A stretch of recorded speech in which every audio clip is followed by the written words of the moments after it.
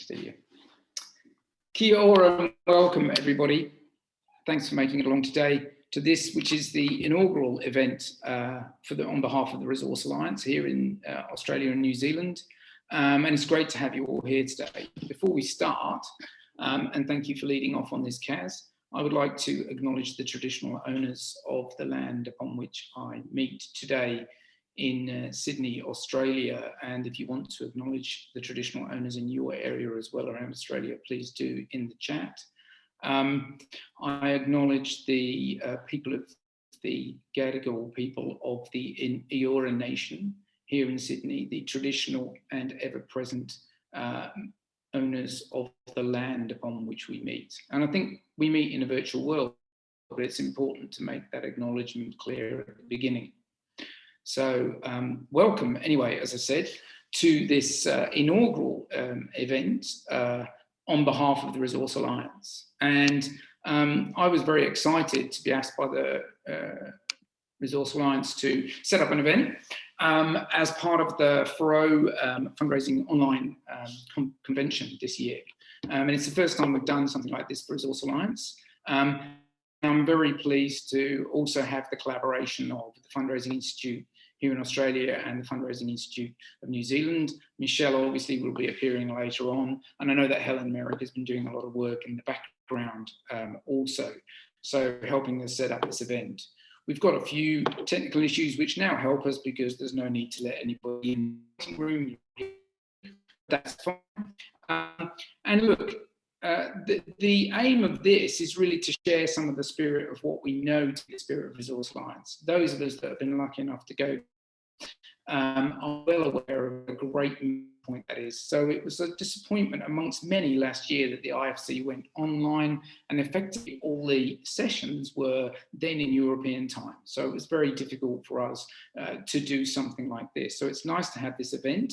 And thank you also to DTV, who are hosting me here today in Sydney, and to Plan International, who are hosting in Melbourne. And that really was to try and give this event some sense of space as well, and it's something that we should be thinking about for the future when IFC happens again. What do we want to do in Australia and New Zealand? The topic today is around creating units in a divisive world. So really talking about what is the impact of disinformation, fake news, and the polarisation that results upon our work, both as communicators and fundraisers. We've got a great lineup, but basically the context of this within the last year is that there's a blurring of the edges. Global movements are being created rapidly. Polarisation knows no country boundaries. So this sort of issue is influencing us all. So as we step increasingly into the digital fundraising world, we are playing as a global player. We're dealing with the issues that arise rapidly, like the growth of the Black Lives Matter movement and all of the tensions that exist around that. So that was why, in a way, we're picking the topic to be something which was global and also local. And so it's great to have a panel here today with such luminaries who have come from expertise in a whole range of different areas, like domestic violence, refugees and asylum seekers, environmental human rights, and really talking with them about seeing the occurring of importance within this issue for their work. And at this moment, I will just stop sharing my screen, give the panel the chance to just come off video and mute and say hi. So just doing that, everybody here. I will leave it to a little bit later to Michelle when she kicks off the panel to introduce them in more detail when they do. But I also thought that it would be important within this topic, and it being the Resource Alliance, to also be involving some international perspective. So what I did was I talked to Owen Pringle from ActionAid. Come on to that in a second. But first, I realise I have housekeeping, and the housekeeping is around particularly the Q&A. So if you really want the panel to answer a question as we go, then pop your questions into the Q&A. Please don't do it in the chat, because the chat invariably sometimes shows and sometimes doesn't. So use the Q&A for questions. If you've got a particular question that arises from what one of our panelists is saying, or a thought that around asking them to expand, I will be watching the Q&A whilst Michelle is with the panel, and hopefully I can interject if needed, or we can deal with questions at the end. So we'll work that out as we go through. But this is intended to be interactive, so please do pop those questions into the Q&A as you go. And setting the scene, as I said, I spoke with Owen Pringle. Owen Pringle is a very impressive guy, been around in the sector for a long time, but previously also spent real strong communications background, and particularly digital. He has a fantastic job at ActionAid, which I'm really jealous. So he at ActionAid is responsible for the youth-led digital engagement program internationally, and also the coronavirus engagement team. And I spoke to Owen a couple of days ago, doing the opposite of IFC, actually, because this is in our time zone, I had to record it, and really talked to him about the topic and said, what's he seeing from a global level? And we discussed the fact that, this is an ever-changing world we live in when we look at this particular issue, and that misinformation is changing every single day that we're dealing with. And even yesterday, I read an article in the Conversation, very interesting article, about strategic lies. Never heard of them before, but an interesting concept about how politicians are carefully positioning strategic lies that they know will have a level of amplification. So we started off talking about this, but interestingly, Owen then went back to 1922. Said that a book he often refers to when looking at these things, and a seminal text for him, is Public Opinion by Walter Lippmann. And Walter Lippmann in that book said, there can be no liberty for a community which lacks the means to detect lies. So that was the context within which we were talking. We were talking about 1922 and the relevance of 1922 to today. And so what I'm going to do is launch into that conversation with Owen, and apologies for my editing skills, we'll probably launch straight into it. And apologies also for my ability to make affirmative comments during an interview, which means that you get random shots of me looking at the screen or making notes. So apologies for that before we start. Just thought I'd introduce that. And here's... And that goes to the very heart of what we're talking about here. Interestingly, he also coined the term stereotype as well. So he's a, and in many respects, I think a lot of what he talked about is even more relevant today than it was back in 1922, because he talks about the mass media. Now we've got this element, of digital and social media that underpins everything. So all of the aspects that he pointed to in terms of public opinion, thinking about things like the environmental factors, the mass media itself, political factors, influencers. He didn't call them influencers, but all of these things are now amplified by digital, right? Mm-hmm. So those are the things that have been sort of playing on my mind in terms of what that means today and ultimately what it will mean in the future. I think we're at a very interesting crossroads right now where, we are no longer looking at technology as this savior. There is no, would Silicon Valley do question anymore. It's a big systemic global problems because, they are in some respects part of that problem, right? Yeah. So I think there is almost a point at which we are now where we're beginning to look at what that future needs to look like, both in terms of, everything from, I guess, how we manage things like deep fakes, all the way through how we manage the idea of trusted information, what big tech means within the guise of that. So I think that there's questions that still remain to be answered, but we're at a sort of inflection point now where as a sector, as a civil society sector, we're having to take on board a lot of those bigger challenges that have been laid out over the last, say, 5 to 10 years and to really think about what that means for the future. But yeah, I think COVID was a really good amplifier for that, not least in terms of the way in which people get their information, who they trust in terms of the sources of that information, whether that influences them in terms of things like, the safety of a vaccine through to, how you catch COVID, or whether there's aspects of, whether you can deal with COVID through home cures. All those things, I think, have become amplified in the last year and will continue to do so. So I think that, that there is a bit of a strange point at which we're at, where we're having to think quite seriously about what that will mean in the long term, the medium to long term. And within that, do you see this, and I think we talked about this before when we were chatting, I mean, as influencing even the role of, to your term, civil society organisations like yourselves? What are the implications for that in your reach and to your point, the tools and agency that we have to create social change? Is that fundamental? Some time now, and we're now at a stage, shockingly, where we are trusted less than business.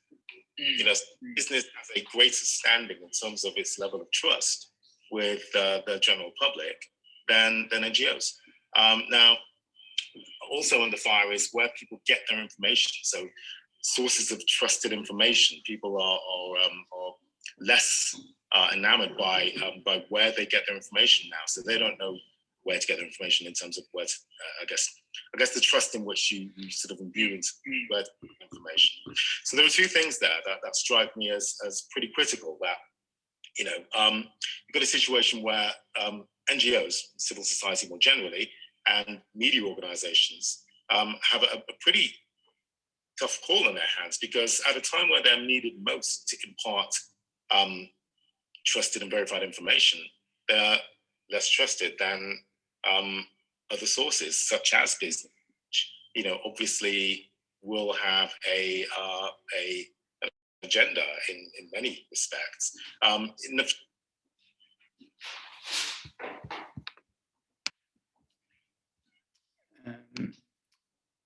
there you can see why I apologise for my editing skills. I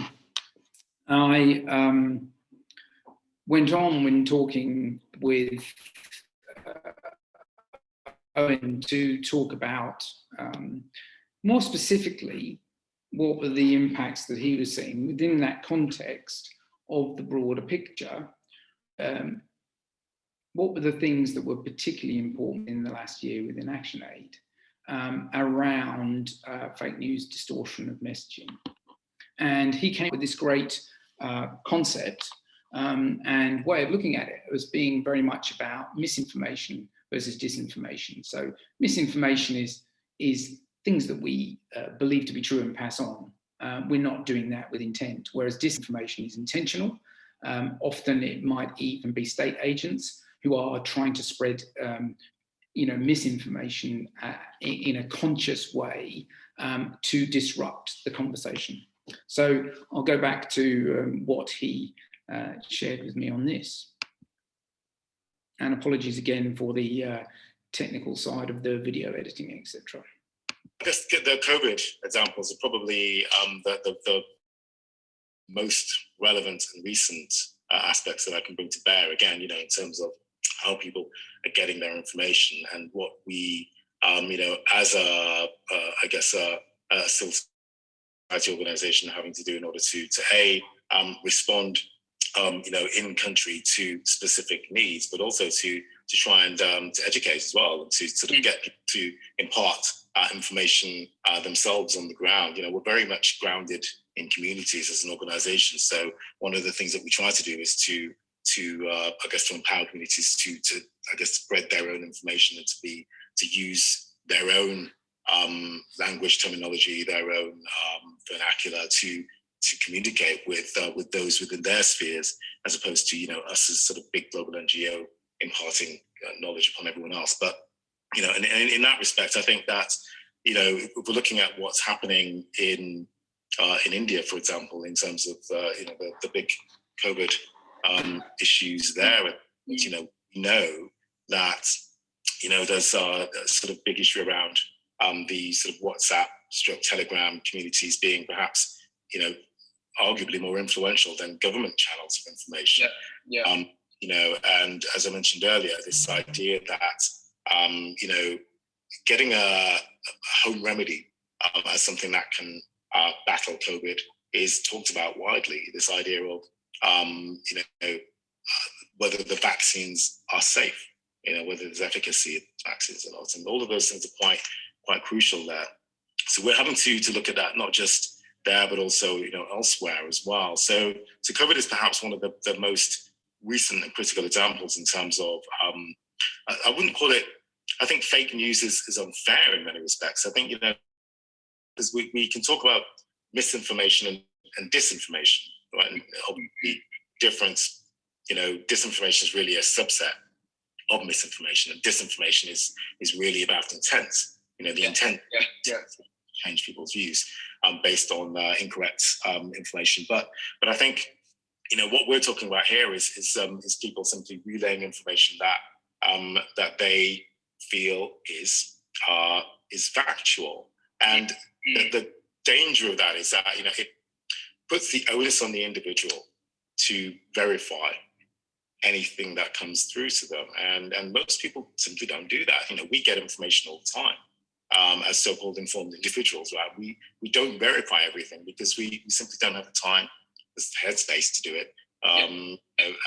Or where do you go to for a reliable source? I mean, at some point or other, all of that information that's coming through, even if you simply choose to relay or forward 10% of that, you're still talking about quite a significant wave of information there. So I say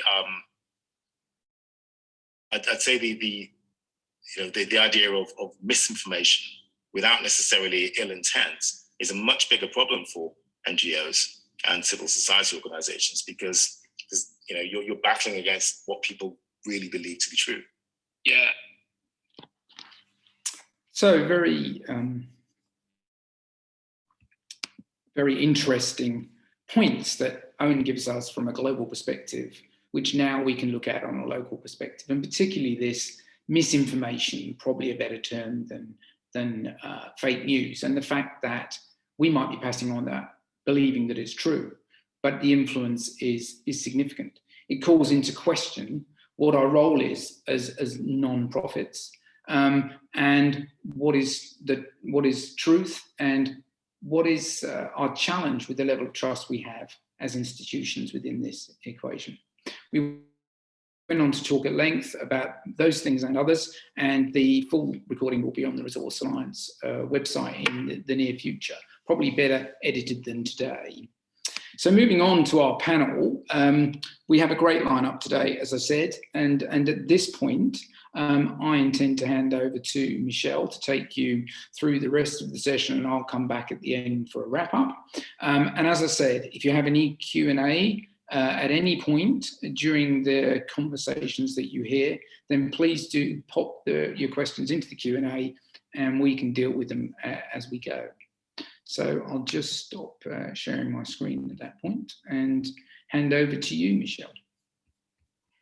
Kia ora, and well, thank you, Gav. That was a fascinating interview. I'm just going to ask all of our panelists to turn on their camera and their mics, and I will introduce them. My thoughts, I guess, from that session was, is it the role of charities now to promote essential change in society through cultivation of fair-minded thinking and through the intellectual empathy and humility and integrity that we do every day? So it's a huge conversation, which I'm sure we could talk about for hours. But I am delighted to be the host of this amazing fountain of knowledge that is in front of us here today. I am not going to introduce their bios. I think bios sometimes it's nice to hear from the person who they are and a little bit about themselves. So I'm going to start up there in the corner. Delia, would you like to introduce yourself?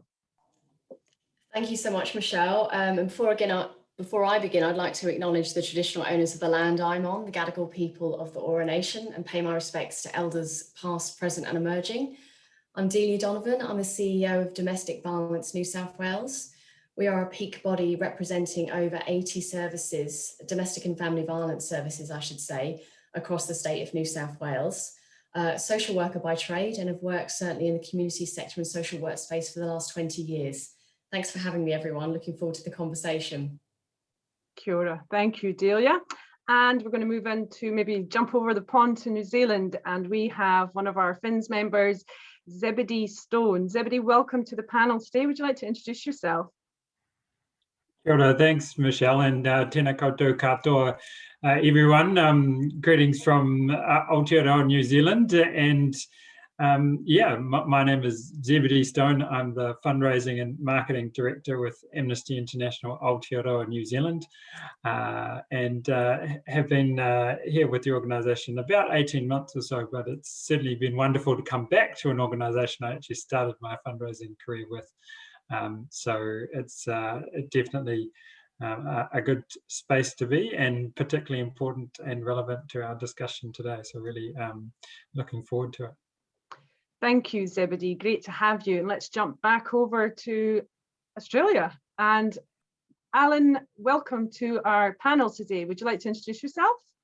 Thank you so much, Michelle. I would firstly like to pay my respects to the traditional custodians of the land I'm on today, the land of the Wurundjeri people of the Kulin Nation, and like Delia, pay my respects to elders past, present and emerging who may be here today as well.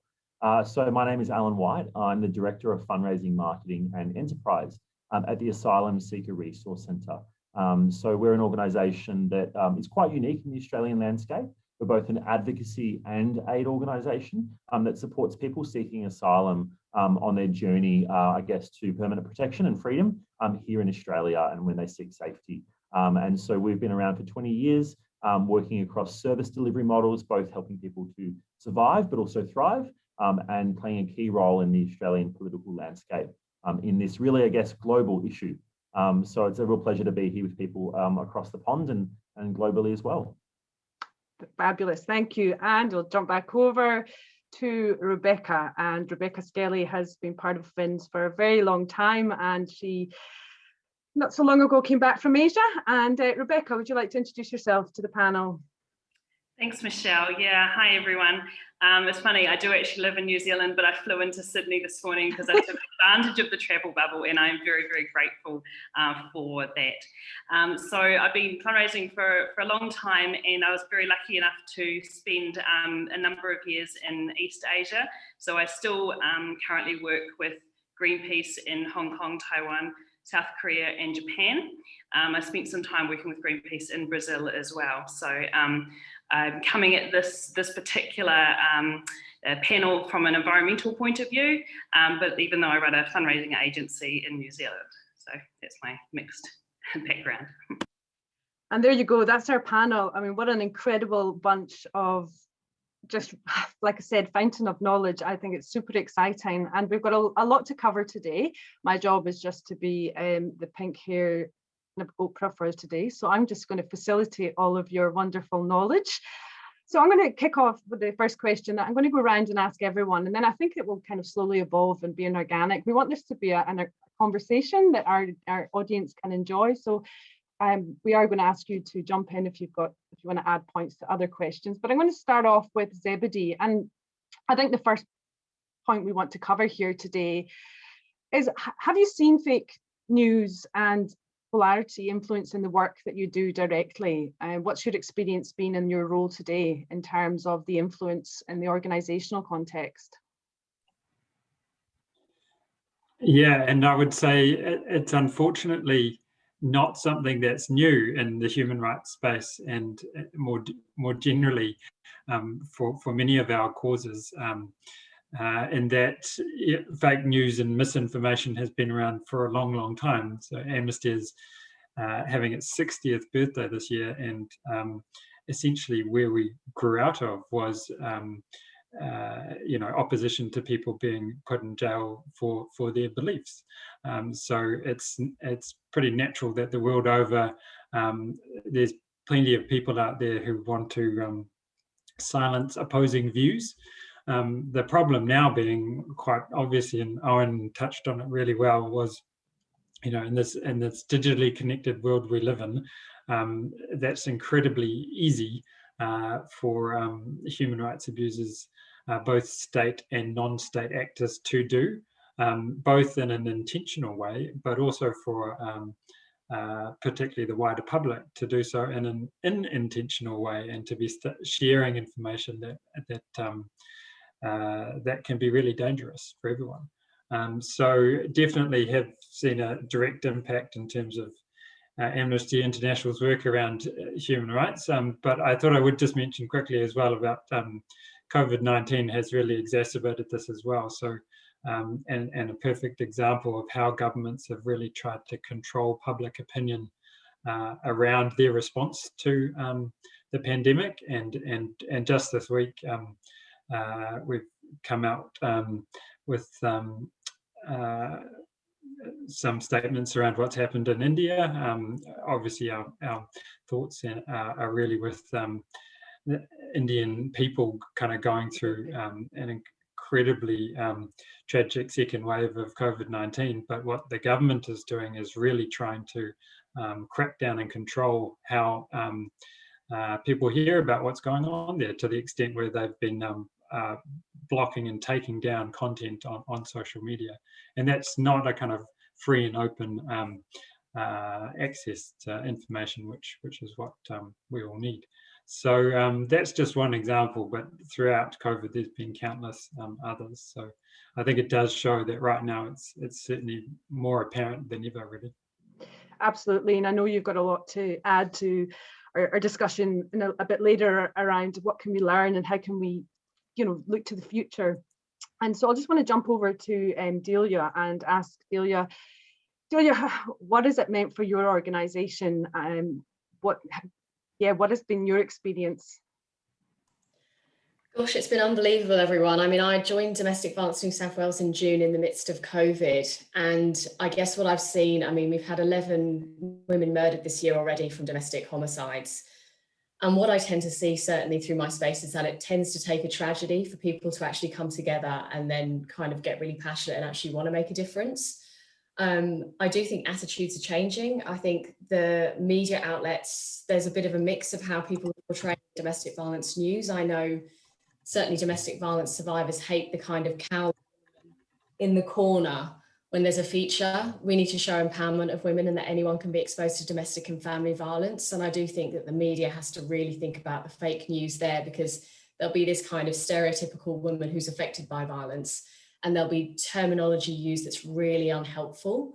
And in my experience, I think the last few months we've had in my space, which can be an echo chamber because we're all talking to each other and we're all very motivated because of our profession. We've had a lot of discussion and groundswell based on, the Prime Minister's comments, there's women marching, but isn't it great that they weren't shot? We're really, ahead of our game in Australia. And those kind of comments, those kind of attitudes are seeping through to the community. And it's again, the misinformation, disinformation at certain points, but that can be worrying. And what I tend to see in terms of community is 3 different groups. So I see the kind of deeply passionate who are very kind of alive to the conversation, want to make a difference, might be personally motivated, like I said, because of a tragedy or because they work in the space. There's then the victim blaming cohorts, because what they read, see and hear, they're conditioned by. And I even think about growing up in the UK and thinking, I love football and only men play football. And there's just certain things, because you always saw the newspapers with men playing. So there's certain things we don't realise we're conditioned by. And the other cohort in the community at the moment are those that maybe don't know what to do and they sit in the middle. So there's definitely changing attitudes, but there's different cohorts based on what you read. And some of it can be an echo chamber. So sometimes we think we're more ahead of the game than we are. But if you did the pub test on some of the work I do, I don't think many people would know much about domestic violence. But yeah, I've got plenty to say and we'll talk more about it. Yeah, it does. And, I was talking earlier in preparation for this session today, talking to my husband about critical thinking and how, it's so overwhelming to how, people have their trusted sources of where they get their information. But when I look at my parents and where I think they don't, I don't think they have the skills to critically think. Sometimes I think, where did you get, or they just accept their source and don't consider how to really critically think about that and challenging it. And is that the role of, our charities? Do we have a bigger role now to try and critically kind of educate our donors? And I think, yeah, it's. And I think some of us can. And I'll just say one quick thing, everybody. Yeah. The book, The Land Before Avocado, and it talks about the Women's Weekly, and we're talking now 50 years past Owen's 1922 story. In 1972, everybody, there was an advert in the Women's Weekly, and it was basically encouraging women to take Ford pills. And it said, do you want to look like the woman that your husband stares at on the street? Take these pills. So those were messages going around in 1972. And yes, charities do have to do their best with resourcing to ensure social change and accountability. And I'll be quiet now. No, this is a conversation. I mean, my father still thinks women should have long hair, and when am I going to grow my hair? I mean, yeah, we've got lots of challenges. Alan, I'm going to jump over to you. Tell us about how fake news has experienced your organisation, and what has it meant for your charity? Absolutely. Look, I think first and foremost, just wanted to actually say, based on your question, Michelle, earlier, do charities have a role in that space of education? Absolutely. I could talk about it for hours, but I hope there's a chance, but I couldn't agree more that we do. In fact, we have an obligation, I think, moral obligation to. But in terms of, I mean, fake news and its role within the refugee and asylum seeker debate has existed for such a long period of time, even before the rise of social media. For an Australian context, but hopefully people will remember this globally, the Tampa Bay crisis of 2001 was a really pinnacle point in a change of narrative within the Australian landscape in how they view people seeking asylum, they viewed refugees, refugee policy, and also the role of government in its response and influence. And it was all really partly about a government misinformation narrative that then bled into the media, was latched onto for a period of time, and was used as a political point scoring narrative to win an election. Truly, that's as simple as what it was. And that has then, over the last 20 years, dictated the Australian political landscape, where refugees and people seeking asylum have actually been used as a narrative in political elections up until the last federal election. And so with the rise of social media, not only do you start to see people who are persuaded about the issue and care deeply about the issue come out publicly in their support of it, but it also means that there's almost a social media weaponization of misinformation or misfact, and also racism and undertoned racist narratives, which become everyday lingo and language for people. So like those ridiculous narratives that exist around the idea that refugees are queue jumpers, that they are people who are here to steal people's jobs, that they're migrants here for economic reasons. These sort of narratives become actually part of everyday lingo because they're so widely seen amongst persuadable audiences. About 5 years ago, the Asylum Seeker Resource Centre did a research study which said, why is the language we're using in the movement not working? Why does it not actually move the dial and shift the dial? And we realized that the majority of the public actually sit within the persuadable mind frame about this issue and the persuadable narrative. However, they're being pulled to the right because of where their values are being questioned, or we're leading into fears is really, really complex. And so where people are led into fears through their everyday messaging they see online, it actually then ingrains them to think differently about an issue as opposed to the human element of the refugee debate. So it's deeply impacted our charity because we actually spend a lot of our time and significant revenue actually on the education component and building a better narrative for a better framing that's more appropriate to build a persuadable movement, where people who are persuadable are actually starting to have conversations with their family and friends. So today, everyone on the call might notice that I don't say the word asylum seeker, I say people seeking asylum, which is actually a seismic shift in a change of narrative and language to disarm language and narratives that are racist, that play up to people's fears, and that then have that misinformation and misfact language that's used globally around elections, around policy debate, around, I guess, the alt-right, some might call it as well. So yeah, does it affect us? Absolutely, but it has for years, even before the rise of social media. What social media has done is has amplified it and allowed people to actually put money behind that misinformation. Yeah, I mean, yeah, you're in a particular area which I can imagine is full of it. I mean, on the flip side, I was talking to Gav about this before we had the session too, and it's a huge subject. But you know, the non-for-profit, if it changed to profit for purpose, I think it would change a whole load of dialogue that we constantly have, that I hear as, you know, the executive director of Fundraising Institute of New Zealand. So many people are on about how much money, you know, charities spend. So it's amazing how just a small change of language, and it's about that, I guess, the the appeal to authority, people do respond to what they see as the experts, and how do we know whose authority do we listen to? And are you getting, I think Gav mentioned to me around you're supporting government with messages, is that right?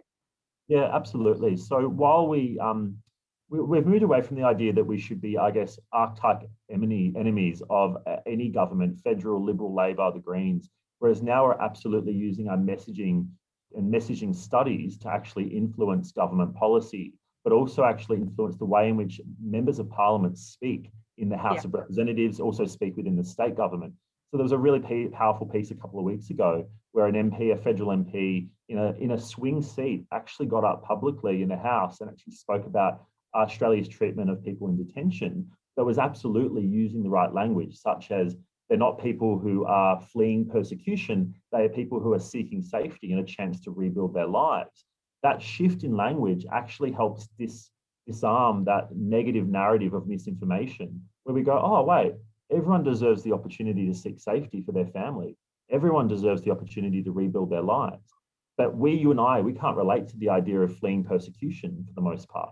So yeah, absolutely. Being able to influence government allows for that narrative to go really wide and be seen as the norm.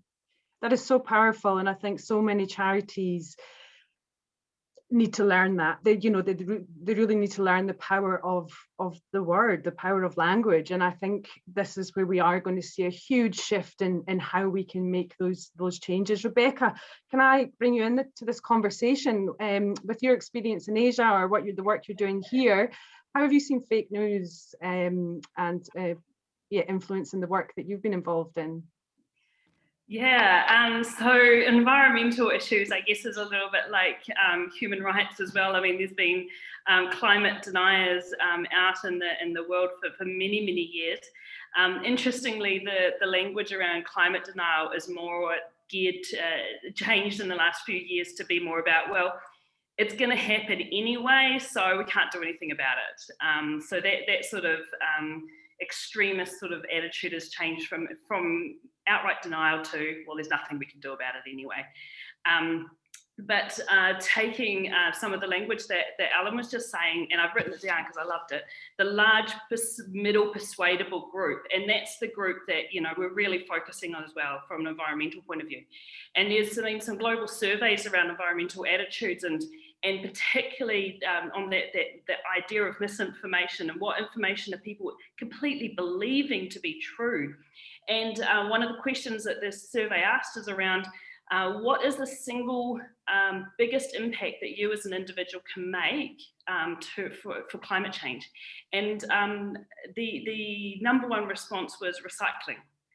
And from an environmental organisation point of view, this is really disappointing. Recycling, we were ingrained, growing up, reduce, reuse, recycle. Recycle is the great thing, but as we know, there's only a very small portion of what goes into your recycling bin ends up being reused. A lot of it either gets shipped overseas, it gets burnt, it gets put in the landfill, put in the ocean. That's just it's a complete and utter misinformation to reiterate that point. And so much of the work that we do is from a charity point of view, it's about trying to not necessarily tell people they're wrong, but try and align what they can do as individuals with the campaigns that we're trying to promote. And there's some real challenges in that, because the single biggest thing that will affect climate change is renewable energy. But donors and people that we are targeting do not want, like us, targeting utility companies. That's not seen as cool. So we have to be really careful about the linkages and the alignment, and trying to dispel some of those ideas without alienating people, and to bring them along in the journey of what is actually the best. Yeah, so it's about cultivating donors in a different way. It's about cultivating a fair, like I said at the beginning, a fair-minded thinking, intelligent kind of thought. And I mean, that's a huge challenge for us. I just want to move on to kind of the impact and go back to Zebedee. With the social issues that need to public momentum and scale. What has been the impact on movement building within your organisation?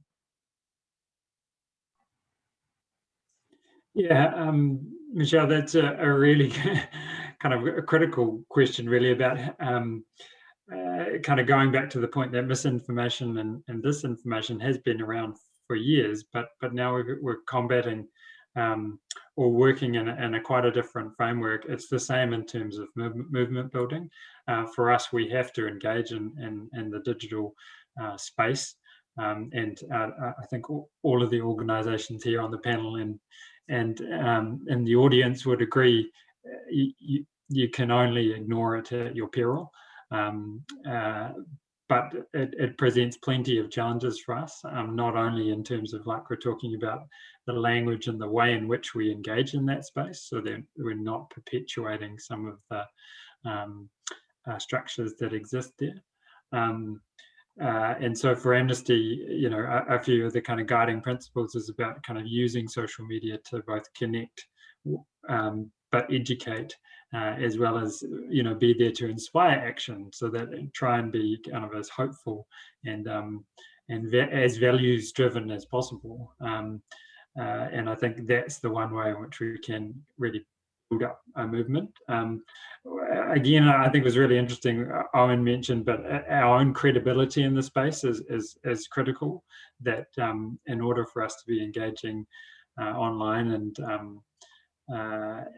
particularly on social media, we have to be credible. And for Amnesty, a big part of that is our own research and investigation and the way in which we seek to verify information. So kind of having that own lens on our own work as much as we do on others, you know, and being authentic and transparent in that way is really critical for bringing people with us. And what's I would just the challenges, you know, when you're a fundraiser in this, you know, within this movement that you're working on, what are the challenges? I know we've kind of briefly touched on it, but is there any single challenge?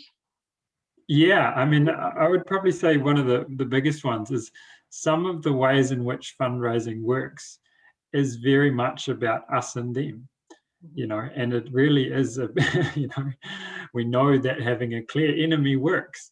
And so it's a real challenge for us to actually think about the way in which we not only convey that in the language we use, but the way in which we're kind of approaching it. And so that's definitely one of the biggest ones I've found. We tried to, through COVID, run some very much hope-based, values-driven campaigns, and I have to say that they really struggled, you know, because it's not easy, and particularly in a digital space where many of us are learning as well. And you know, we much prefer going back to the tried and true direct mail. But again, to the point that's being raised, we're only talking to a very particular group.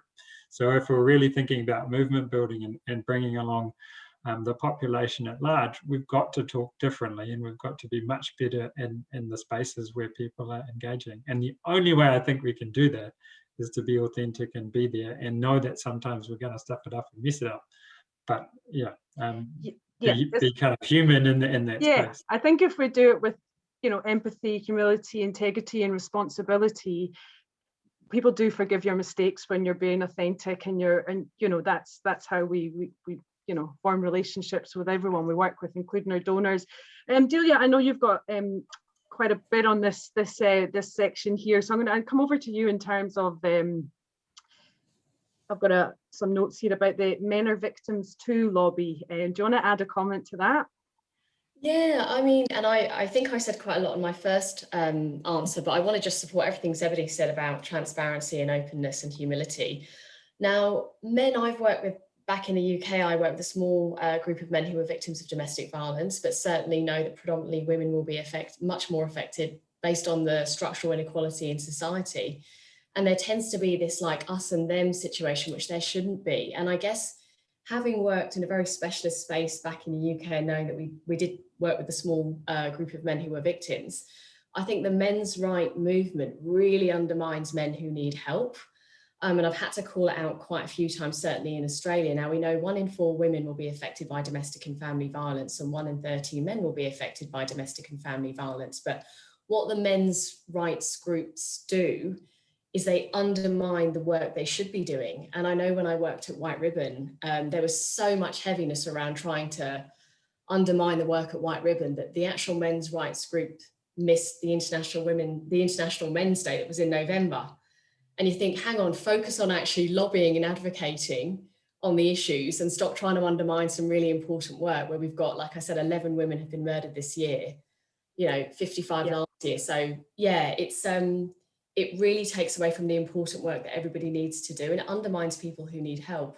Yeah, do you think there's a fear within charities of being too honest?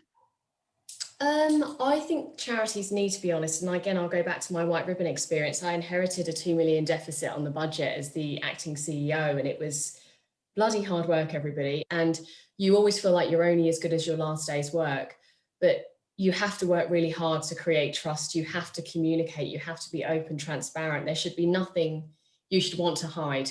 You need to be open about the areas for development, the risks that were taken before you. So I think charities might be scared to be honest, but they need to be. And I've said this even coming from a frontline perspective back in the UK, charities need to pay for the photocopier, the rent, the mobile phones, and those types of things. People kind of go, oh, I'm not funding that. But to actually do your work, you need to think about all of those things. The other challenge I'll just quickly mention, certainly from the Domestic Violence New South Wales perspective and White Ribbon, because we work in a prevention landscape or a policy landscape or an advocacy landscape, sometimes again, your donors might say, actually, I really want to, I want to pay for the person in the refuge. Now, you never want to take away from that funding because frontline services are deeply underfunded. So that will always be the first advocacy priority of my work. But we can't keep putting the ambulance at the bottom of the cliff as well. So it's difficult. And we also can't totally rely on government to fund life-saving services. We have to diversify our income strategies as well. So there's lots to address. Yeah, I mean, a lot of New Zealand charities, big charities, have large amounts of their income come from central government. And, are they a bit apprehensive about making political statements because of that? Are they bound by, if over 50, 60, 70% of their income is coming from central government, how does that, where does that sit them in terms of advocacy? And I think that must be a real challenge for some who really should be taking a stance on what they think is right. And I think that can empower fake news, because those charities that are silenced because they're funded by government become voiceless when they've got really important research and evidence to share. Absolutely. Alan, what would you like to add to this part of the conversation in terms of the challenges for the impact on your cause? Yeah, look, I just wanted to note really quickly, based on what you and Dilly were talking about. So where I work at the Asylum Seeker Resource Centre, we have a mandate that we don't accept federal government funding, which is because the reason we don't is because refugee policy is dictated by federal government policy. And so it's absolutely important to be able to act without fear or favour. We know that our supporters, I think in our last supporter survey, 97% of our supporters said they identified with us because of our independence. And so from a fundraising perspective, understanding the values alignment that your supporters have is really, really important to understand what decisions you make as an organisation. It shouldn't dictate it per se, but absolutely we can call out government policy much more easily than, say, some of our counterparts who have service contracts or accept funding models.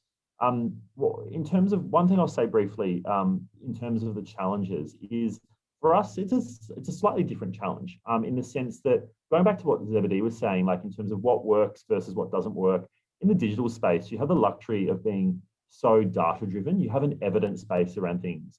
And that sometimes is your leading light. It's your cornerstone of where you head to over your heart, over your gut. And, I'm really evidence-based. And so if I was to say to the panel today that last financial year, the Asylum Seeker Resource Centre generated $1 million through Facebook revenue. And we did. And we're really proud of that. $1 million that went towards our services, to advocacy, to support the work we do. However, the juxtaposition of going, well, did that always actually align with the words of work framework that I just spoke to you about? Did it always do the right thing? The answer is no. We don't do this piece of advertising anymore because it really feels against our ethics and our values. But I can tell you that during tax time, we run a food bank that provides food to thousands of people each week. But during tax time, the single best performing Facebook advertisement that we had something like a 10-to-1 ROI on was a picture of Peter Dutton, who is the architect of much of the bad policy around people seeking asylum for many years. And we had a picture of a potato. And there's a narrative that exists that Peter Dutton looks like a potato. I'm not getting into a political debate. I don't know what he looks like, nor do I care to comment. But there's this real narrative around it. And we had a message that said, would you rather put your money and give your money to this potato, or would you rather give it to this potato, which is a picture of our food bank? And it was really wildly successful. But ultimately, in terms of movement building, in terms of changing a movement, in terms of bringing people who are persuadable along for the ride of a values base, is that where our money should go? Is that what we should be doing? And for me, that's one of the biggest challenges we have been the push and pull of data and evidence versus heart. And it's a huge issue. And I think it's a huge issue in the misinformation debate, because often you want to spend time online fighting the keyboard warriors who are spending time online. But is that actually where our time should be spent? And I just relate so much to what Delia said, which is, of course, people want to spend money on services and the idea of protection and need and support services. But that's the short game. Where's the long game thinking as well? So it's such a challenge. And the potato is my best example of where we chose to do the right thing. It sounds very creative. I think, there's the potential there maybe for some of your donors to, think, could they push it a bit far? Is there that, humiliation aspect there? And again, it's balancing who it appeals to and who it doesn't. And no, it's great, very creative. Rebecca, oh, hang on. I think I'm just going to ask Gav to jump in. Gav, have you got a question? Yeah, look, Al gave the lead into this one, so I'm going to pop it in there anyway. Apologies for hijacking. But Tom Duggan asked an interesting question, which adds to that, which is like, does fundraisers' responsibility to educate come before our responsibility to raise money? So in that case, and in others like it, if we have to explain concepts which our audience find difficult and we know that it will cost us in terms of amount raised, where is our ethical lines? And, in that instance there was a complex message behind the potato. Was it easier to raise money using the potato? So I thought it might be a useful moment to pop that in. So there's this thing around fundraisers' responsibility to educate come before our responsibility to raise money. And I think later, connected to that, would be a question around, can we raise money to educate? And will people pay for this kind of work? Anyway, sorry, I'll go now again. Nice. Yeah, thanks for popping in.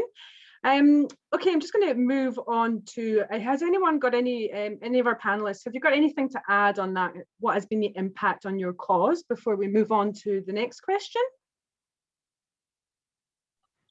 Just thought I'd jump in with another example of a quite different organisation, but one that I worked with prior to Amnesty International, which was a local organisation called Kids Can. So just reflecting on the comments from Delia around, the ambulance at the bottom of the cliff. Kids Can's work is often seen as that. They provide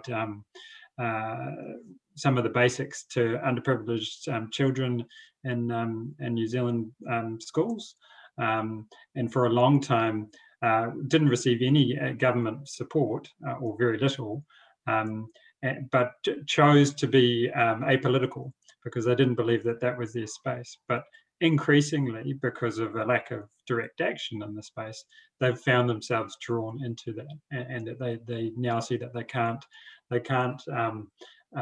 work on the one side and not be able to work on the other. And I think that's a really positive thing from an organisation which was very service driven to be kind of starting to move in that space. And I think that is an increasing trend, that quite service driven causes are now seeing that they have to speak out as well.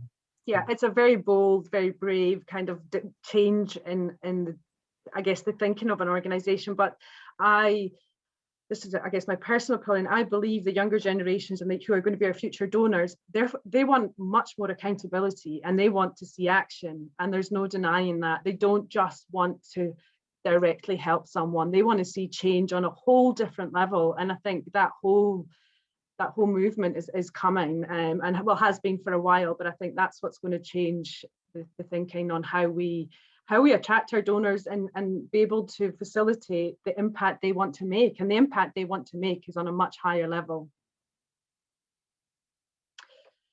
Okay, I'm going to move on to the next part, and this is about what has been the impact on the attitudes of donors and public to giving. And I'm going to start with you, Delia, on this one. How has the polarisation impacted on the attitudes of your donors, and have the trends been universal, negative, or has it been actually benefited your fundraising? Have you got any examples of the impact it's had? Yeah, I think I probably touched on this earlier around, and I think a few of us have, around where the community sits, and you've got the kind of, sadly, maybe some victim blaming cohorts, you've got the really passionate, and then those in the middle that aren't quite sure and don't know what to do. What I've certainly seen through tragedy is higher donations, which is devastating, and people do want change, just like we've said, they want bigger than, again, just the individual. And of course, we need to safeguard everybody affected by domestic and family violence. It's a huge scourge across our society. But people want to start seeing accountability, attitudinal change, getting into schools, workplaces, sporting codes, really trying to have those preventative conversations early on. And we've definitely seen a spike in donations following tragedies. Mm-hmm. The organisation I work at the moment is predominantly government funded. So I'm now taking the team on a bit of a journey around our story, because actually we can't rely on government alone to do the work. We feed into a couple of ministers, and the advocacy is essential. But we haven't really ever really focused on fundraising, and in all my other roles we have. So it's kind of like totally the other way around. But we do naturally get donations because the community, like, where can I go? Oh gosh, that's the peak body. I'll donate, something's happened in the news, and we'll then get donations that way. Yeah. Yeah, absolutely. I mean, I think last year showed everyone, you know, and we know this as fundraisers, in times of crisis, people need to give, and they give to need. I've stole that quote from Ken Burnett, but it's something that really resonates with me. And unfortunately, if you are highlighting a crisis, that is going to increase your benefit your fundraising, isn't it? Rebecca, what's your thoughts on the polarisation and how it impacts the fundraising at the time of news that might break? Yeah, it's incredible the amount of influence that the media has on our donor numbers going up and down. It really, really is. And if there's something particularly negative in the media that isn't, you know, it doesn't matter if it's true or not, if there's something particularly negative, the organisation gets a lot of cancellations for our regular donors. And it's a tough job to honestly, to be the Support a Save team and to be the retention team to try and, you know, talk to, you know, potentially hundreds of people calling a day. But on the flip side, you know, we've got key campaigns that if they get into the media, we get a huge spike in online giving and people signing up online and our other channels doing really well. So, you know, of course, we want to try and use that to our advantage, but the negative stuff is certainly not planned, and it's really difficult to overcome. But then the idea is that giving people a bit of time, you know, try and reactivate them after that media storm has died down, the truth has come out, 6 months later, you know, go into reactivation. But it has a huge impact, media. Yeah, it's interesting, isn't it? Because there's, you know, people think there's a lack of trust in charities, but then when something might happen that doesn't sit well with a donor, they have this knee-jerk reaction that somehow you should never allow that to happen, so we don't want to be associated with you, so we're kind of, you know, we want to distance ourselves from you. So on one hand they don't trust us, but on the other hand they hold us to a high level of accountability, and it's balancing that, isn't it? Alan, would you like to, and I know you've got quite a bit to add to this section here, how's it impacted your organization? Well, I guess it's a really interesting one, and I'll for us, because there's so much rage and embarrassment at the way in which people seeking asylum are treated here in Australia. And partly that is driven by when media do good reporting on the issue, and they're really frank and honest and upfront. That drives it. When there's policy change that deeply impacts people seeking asylum, such as, you know, the government removing status resolution support services for people as young as 6 while they were going through the protection process, so basically making people destitute. So there's this idea that the media has a really important role to play in presenting the fact and what that narrative is. Unfortunately, it's juxtaposed at the exact same time with those negative narratives that, are misinformation that I was mentioning earlier. And so when it comes to donors, we see a real spike in donations whenever there's a media narrative, whenever there's a policy change, whenever we publish information. The most popular pages on our websites are our news and statistics pages constantly whenever we update information, because people are hungry for fact. And we know that people are no longer relying on traditional media outlets for information. They're going directly to the organization, the news source, the charity that has what they see as a trust barometer with them, a trust level. And we know that with our supporters, they trust us. So we're their mouthpiece for that. So it's really, really complex in the sense that it's never ending. It's this vicious cycle that keeps going on. And always you have to be able to be responsive to the media, providing research papers, evidence-based, because otherwise, because you want to get your quote in the media story, you want to get your quote in front of people who are of importance, because otherwise the narrative just gets taken in a whole different strain. To the point where I remember there was a quote in the recent, when the men in detention were being moved here in Melbourne recently, it was around the same time as the tennis. And so there was this whole narrative that existed that the men were being moved from one detention facility to the other or being released because the tennis players wanted the hotels. That wasn't true, but that became the guiding narrative, as opposed to the idea of, well, actually, why are these people incarcerated in the first place for 8 years?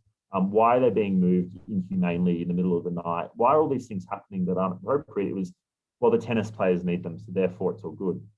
And that just sort of really undercuts you. Kaz mentioned something earlier in a question to me about, we're using metrics and engagement around audiences on social media. How do you approach testing those different audiences, particularly like what benefit does it have in the long term? And I wanted to just briefly connect that to the rage element I spoke about earlier. As I said, we know from research studies that people respond to donate to us and other organizations in this space because of rage, embarrassment, overwhelmingly just like they don't know what else to do. So where it's participatory advocacy. But the challenge there, and our data tells us, is that rage doesn't last. And Delia might be able to actually resonate with this in terms of the issues you deal with. People move on very quickly to another issue, and then maybe there'll be a spike later on and they move back onto that. Or if the media narrative changes, they'll move over there.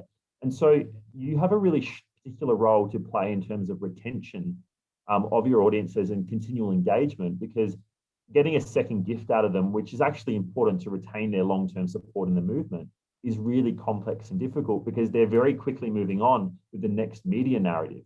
So it's very, very complex. And I could talk about it for hours, but I won't. Yeah, and do you think have you learned in your organization, obviously when something, it turns over so quickly, have you got a strategy behind that of how you also move your donors on quickly and refocus them on your core purpose? Like, is that something that we're learning the more we're being exposed to this kind of fake news?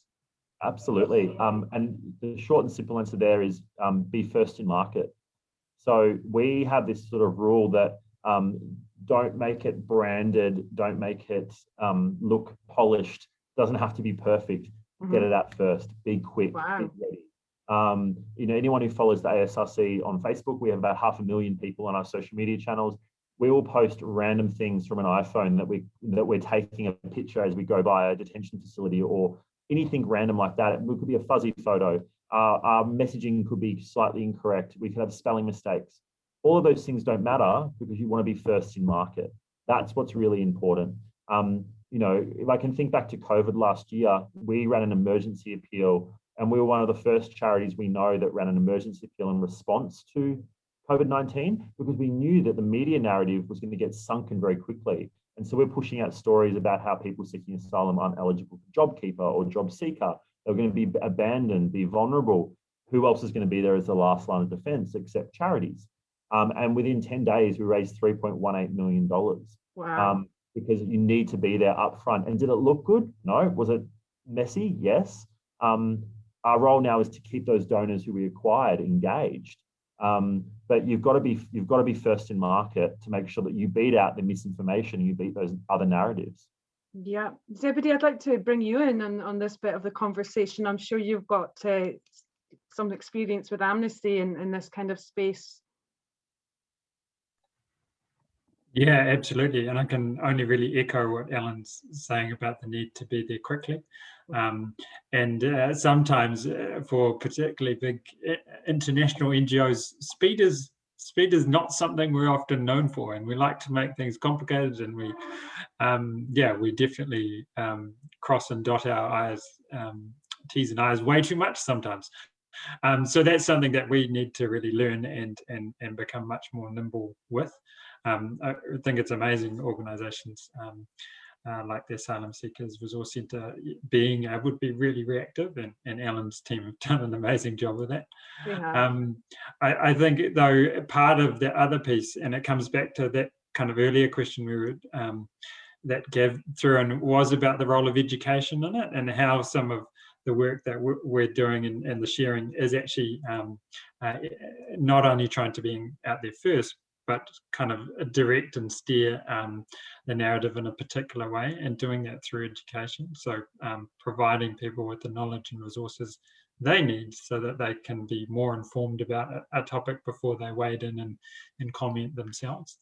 And even a little bit that we've tried to do, not just in New Zealand, but internationally for Amnesty, is about sharing ways in which people can do that themselves online. So that's both how people engage with online content. So, you know, one of the easiest ways to fan the flame of misinformation is to try and cut it down, which seems a bit counterintuitive, because you see something online that's absolute rubbish and you want to say so, but that's essentially the way the system works. Is the more people it enrages and gets the conversation going, the more it spreads. So, you know, something as simple but counterintuitive as actually just leave it be, ignore it. Yeah, that's the best way to kind of the let least it said fall the off the soonest radar. mended. I think when somebody told me as a kid, the least said the soonest mended, and sometimes that is true. And I think it's back to that element of trust, isn't it? If you have a really trusted relationship with your donors, when things happen, like, you know, we all make mistakes. When you like someone and you understand their core value and who they are and what they represent, if they make a mistake, you forgive them. And I think that is so important, isn't it? So I think in between the ups and downs of the fake news and things is that constant reiteration of trust and the same message of who you are and what you stand for and what you represent, so that when the shit does hit the fan, then you can go back to reminding them of that, why they trust you. Yeah, absolutely. And also being really clear about the things you can do and you can't do. So, you know, I think sometimes we try to be all things to all people, and knowing that, you know, it's actually okay for us to also say that there's particular spaces where we're not the best to resolve that. And for Amnesty International, one of the kind of clearest ways we see that is with the individual at-risk queries that we directly receive.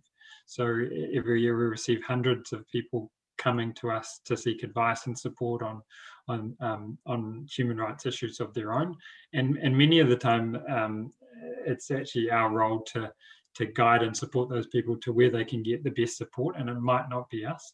Yeah. So that's also a key to it, is knowing our role. Yeah, absolutely. Rebecca, I think we've have you got anything to add to this conversation, this part of the conversation, before we, towards the end, we're going to wrap up about the future, so we just want to kind of finish this part of the conversation. No, I think that some of the future stuff is quite interesting. I've just been so thankful that I'm sitting here listening to these amazing people. Yeah, it's very, very interesting. I've got one question for the panel before we move on to the future stuff. You know, I used to work with Child Cancer Foundation, and some of the polarizing news came out of our own volunteers or our own regional our volunteers throughout the country who were so invested in our organization and didn't like change happening at a national level, and they go straight to the press. And the challenge is that your volunteers and your members of your organization are upset with the changes you're making, and they create polarizing news. How do you deal with that aspect of an organisation? I'll just jump in really quickly because it's probably an area where our organisation has a lot of room to grow. We have about 1,200 volunteers in our organisation, and many of those people are actually people with lived experience, which I think is an interesting narrative we haven't spoken too much about today, but I will when we talk about the future. But for me, it's something we need to learn and grow, and having feedback loops and listening conversations is really important. And I guess making sure you see your volunteers as part of your workforce and not separate to your workforce is something we've really learned the hard way, I think, around that. So treating them as similarly as you can in a workplace environment, setting the right expectations, communicating with them openly and being transparent. And I know that transparency gets used as a buzzword these days, particularly in fundraising. But how can you utilize that as actually putting it into practice, in a workplace environment, sharing of information, stories, news, strategy, your organizational failings in a way as well with your volunteer workforce, so they feel trust and they build trust with you. That's what I would say. And I think they don't like change. I think here in New Zealand, there's a lot of real territorial kind of, this is our area and please don't change it, and look after our region and nobody else. And I find that really challenging coming from the UK, that, just the finding change really hard, and you can be honest and explain, this makes this, spend a lot of time with them, but they're still really angry. And so their channel to vent, because they don't feel they're being listened to by the organization, is to go to the media. And when people see conflict within an organization, it makes it hard. When I was working with donors and they're like, what's going on with your volunteers, and they're not very happy, but the strain that puts on the staff is huge. The emotional strain that it puts on the staff is huge. Okay, I'm going to move on. The future. We've got 10 minutes before we wrap up this session. Delia, what can we learn for the future? What is being done to counter the influence of fake news by associations and fundraisers? What can we take note of, and the impact? Yeah, plenty. So we're learning every day, I think, which is essential, and making sure we can embrace change. Noting what you just mentioned, Michelle, about volunteers, we had white ribbon committees, and it's a work in practice actually, because everyone's got their local context, but ongoing hard work. So for us in terms of learning, I'd say staying agile, focused, ensuring you've always got a story to tell, and staying engaged with, someone we recently, someone we're working with actually at Domestic Violence New South Wales, we've said to her, what does fundraising mean to you? And she said, making a friend and keeping a friend. So kind of really making sure you can kind of maintain that relationship. And I guess another thing we've done, which I think has been really essential, is we're doing training with the media. So we kind of like tossed it on its head and said, actually, let's go out to, ABC, I think, have been fantastic. We do loads of work with them around how they need to report domestic and family violence. And the learning curve for me coming into a role where we get media requests every day is building and maintaining relationships with the media and being a bit more proactive, because I think media is very reactive, but making sure as an organisation we're getting there first. So if we're seeing things happen in government, right, let's go and contact a journo that we know is going to be really accountable and informed, and let's get the story out. So the training piece has been really helpful. And there is, I think someone mentioned it earlier, there's a lot of noise on social media, and I can find that quite exhausting at times. And it's a very difficult topic, domestic and family violence, and it evokes, as someone may, I think Alan's going to mention in a bit, but lived expertise is essential in the conversations, but re-traumatizing and triggering people, something that needs to be considered in the conversation too. But for us, it's definitely getting there first. It's trying to be proactive. But trying to be creative around what we can do with the fake news, and, like I said, train the media, do the community work, and just make sure we've got a really meaningful story to tell, because there is one, Yeah, fabulous. Zebedee, I'm going to jump over to you. I know that you'd like to talk about the citizens' evidence piece of work that you have, and Gav might pop this link into the chat box here. Would you like to have update us about that? Yeah, I just think that's a really nice example of how each of us personally can be involved in some of the positive change that can happen online and in the digital space particularly.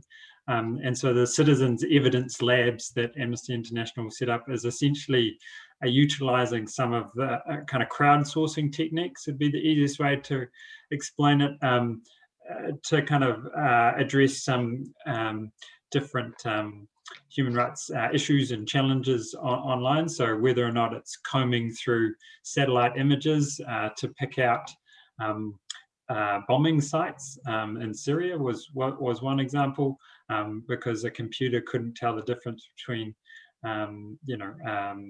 something that might be a civilian building and not, but people could pretty accurately do that. And kind of other small micro tasks where we get people to do things on a really large scale. Checking videos is another way to do that, to kind of verify exactly what's happening in the video. So there's some really awesome examples of how it can be used in a positive way. And so I think coming to what we can do, it's engaging with things like that, both personally, but also as organizations, can we think of creative ways in which we can kind of harness some of that positive energy and the desire to make change in the online space, as much as we seek to share our own messages through it. I mean, it's amazing. I've had a look at it. I encourage everyone to jump on it. I mean, what an engagement tool to feel really connected to your organization. I think it's just, that's the connections we're looking for, isn't it? And I think it's just a brilliant example of what you're doing. And I suppose in terms of fundraising, as a fundraising tool as well. So one of the specific pieces, the one I mentioned about Syria, that was part of a particular campaign for major donors to support and build that project, I suppose. And it was really successful because obviously it's an amazing way for them to engage and create that positive change if they can help get that project off the ground. So there's definitely people out there willing to support more of those innovative projects like that. Brilliant. And I guess being allowed to have time to think about how we do this. I think we're also reactive sometimes, so don't allow ourselves that thinking strategy time to really dedicate to the future. And I think it's so important to be proactive and not reactive. And I don't know, my life as a fundraiser seems to have just been a constant 20 years of being reactive. And I really hope that there's some time allowed for fundraisers to really think about how they're going to make changes like this. Rebecca, future, what can we do? Yeah, look, I honestly think as fundraisers, it is our job, part of our job is education. And a big part of that is because quite often we're the bridge between supporters, donors, people who are thinking about giving to us and what those program outputs are doing. We're that bridge. So if we're not educating, then we're not helping them cross that bridge. And a big part of that is around audience understanding and understanding their values and how our most important campaigns align with their values, how we can communicate that, and also how people like to be communicated with, and we all know about infographics and videos and that sort of thing. But I really think that is part of our role around the bringing together the education, the audience understanding and bridging to program. Brilliant. Alan, I'm going to come back to you. What is the future? What have you learned? What can we take away and do differently? Well, the future. The future shouldn't and doesn't look like me. I'm a 31-year-old male, very privileged. I've had a wonderful upbringing. I am not the voice for people seeking asylum if I think about my cause. And so the future looks like having the people that are in the food banks at the Asylum Seeker Resource Centre or are being advocated for by Amnesty International, or the people who are working with Delia and her team around the impact of violence, or even actually people who are impacted by the environment and environmental change. It looks like them not being there, but actually being in our boardrooms or being the ones on the phone call today. It's probably one of the things I'm the most passionate about is actually literally getting my ass up out of this chair and putting someone in my place who deserves to be there, because we can tell a story, but we cannot be the voice of information for the people and our beneficiaries or the causes. They must do it themselves because they are the most important people in that conversation.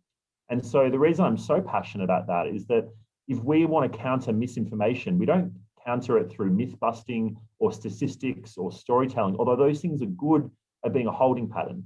You counter it by putting truth telling, and you counter it by putting people of lived experience on the front line, telling that story from their own architect and their own design, not because it's a story that's dedicated to having a call to action for fundraising or a petition sign at the bottom, but because it's the damn right truth, and actually being really frank about that. And so the more we can actually embed people lived experience in our organizations, but actually in the movement in which we choose to represent or work for, that's where we see change. That's where we see shift in dialogue, shift in persuadable messaging, and shift in public opinion.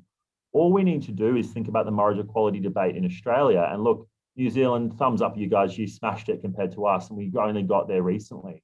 But what was some of the shifts in the dials? We actually started humanizing people who wanted to get married to their partner and their loved one, as opposed to it being about me as a gay man wanting to marry another male and what that represented. It was about two people and telling their story truthfully. So I think about that as a really bad example because it took us so long to get there, but that was actually the tipping point. Evidence shows that was part of the tipping point when we started humanizing the idea and experience of what that lived experience looked like. So yeah, you know, let's come back in a year's time and have me not sitting in a chair, but have the person who's the beneficiary of it all. Wouldn't that be great? Well, no, I think we need you, Alan. I think we could have you and someone else. I would hate to see your passion be lost. I mean, so are we back to thinking, you know, as professional fundraisers, our CEO, you know, working in the sector that we do, is our responsibility now to lift our profession to represent, to be much more representative of the people we are there to service. And that's so interesting because that's one of the sessions we've designed for our conference later this year, because that's been one of my passions this year, going, wait, you know, there's not enough diversity, but actually where are the people that we're helping, and why are they not fundraisers? Why are they middle class white women or men who are fundraising? There are people with their reasons why, and I'm one of those, but you know, how do we bring those people into understanding how they can make real change? Michelle, can I just quickly add, because I know we're nearly out of time, but to give you everyone a quick example on the call today, during the pandemic, we received a grant that allowed us to employ 105 people seeking asylum who were on our doorsteps, but actually employ them into the organization. I had 10 people added to my fundraising and marketing team, and I've actually been able to keep on 2 of them as in long-term permanent roles.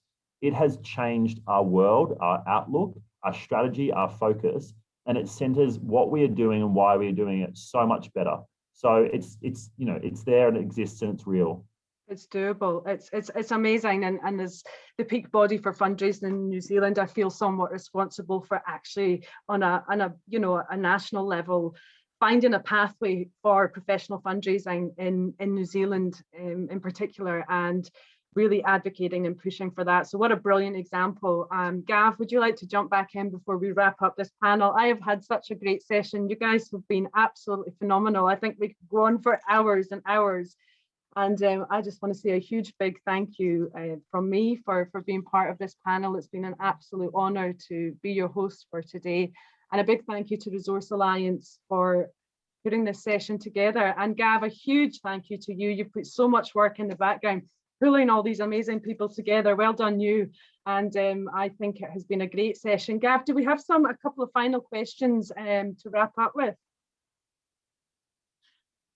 We have one, which I think would be interesting to ask. It puts Zeb a bit on the spot, but we've talked a lot about transparency.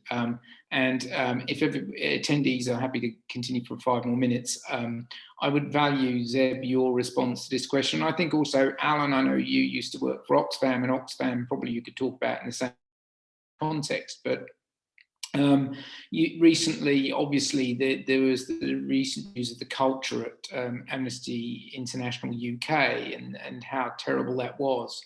And that would potentially impact trust of your supporters and networks, especially when the organisation specialises in human rights space. So how have you and the team been sort of responding to this message in the public domain? And what have you seen happening out there in response? Yeah, and it's a really great question, and I think it leads on quite nicely from the conversation we we're just having, and Alan's really great challenge to us about diversity and inclusion and how that's reflected in our organisations, because particularly in international NGOs, it's not, and that's yeah, really sad to see, and hopefully something that will change, but we've got to be part of that. I think, you know, that this is one occasion when I'll say, as Amnesty International in New Zealand, we haven't been that public in our response to it, but we were equally really shocked about to hear about it. The first time I saw it was actually reading it on the Guardian website, and essentially, you know, being yeah, again, really sad that there were people who had, you know, really awful experience in a human rights organisation. And for me, it was that reflection on how can I do things differently in my work that don't mean we get to that position, but also how can I be positive and actually constructive in the way in that we can start to make some of those changes, much like Alan was saying. So if that is trying to be more diverse and not just our views, but in terms of the people we have as part of our team, I think that's a really crucial thing for us to do. So, you know, I'll certainly put up my hand saying that we haven't kind of publicly waded into the debate, and that's partly because we haven't seen a huge impact in our supportive base and people questioning us, which I think is great, that maybe they see that we're a different organisation and trying to do things differently, and upholding the principles of totality as one of those pieces of what we hold dear. But that's not to say we don't still have a long way to go, and, you know, really keen to work with those who might, you know, have ways in which we can move forward on it. So I hope that answers the question. Yeah, it does. No, and thank you for your transparency and openness here today on that topic, because it's, you know, it's a tough thing sometimes when that sort of situation is out in the public domain, especially when it's so close to your organisation, and similarly to Oxfam's problems in recent past with stories about inappropriate behaviour. Right? Yeah, and I think I was actually at Oxfam at the same time with Alan. Alan was in Oxfam Australia and I was in Oxfam New Zealand when those allegations for Oxfam came out, and it was much the same. You know, it was really damaging. It's something that does impact you know, the standing of the organisation, and I think it's something that we've got to again reflect on, not only how we make sure that those kind of things don't happen in our sphere of influence, but how do we take the organisations which we're part of into a space which can kind of constructively work in a very different way to that. I think is the main way in which we can go forward from that. You know, you can't, there's just things that go, you can't change anything about the past, but you can absolutely change where you're going, and that's very much where we try and take that. Yeah. And it's a journey of discovery. So hopefully that was a useful journey for all of you who are with us as attendees. Thank you very much for taking the time, all of you panelists, to talk about this topic. I know we could have gone on for another couple of hours probably. So thank you, and you know, really appreciate you sharing your expertise, being transparent and open. And it's been great to have this opportunity thanks to the Resource Alliance. We might be sending around a little survey afterwards to everybody who's been, just to get your thoughts on how this went and what we might be doing later in the year if IFC happens and we're not able to go. Would we like to do something here in Australia or New Zealand? But just very briefly then, in a quick 20 seconds, what I took away, we're educators as well as fundraisers, never forget that. It's about humanising the stories. People are hungry for facts, but they're also looking for truth, and truth from a lived experience, to Alan's point. And I think trust. I think that building trust, and I'm very careful with how I talk about the Edelman Trust Barometer. I don't think it has been proven over time that trust in charities generally is diminishing that much. But what we do know is you're differentiated for your supporters, then they will trust you. Back to Alan's point about the trust barometer. So how is your trust barometer going with your supporters? There's some opportunity in many of these times with polarisation, with rage and a tragedy, at the moments where it comes to the surface. You've got to act quickly to engage those people, but also you've got to act then quickly to follow them up as fundraisers. And to that point, you know, making sure that the anger will dissipate, the rage will dissipate at the terrible events. How do we get people to stay with us and become supporters over time? All great contributions. Thank you very much to the FIA and FINZ for helping us promote this today. And thank you all once again for your contributions. Fantastic session, and really appreciate everybody's time and efforts that you put in. I know you're all very busy people, so thank you for sharing. And thank you everybody for coming along. Thanks everyone. Thank you. That was great. See you later. Bye. Cheers. Yeah, no.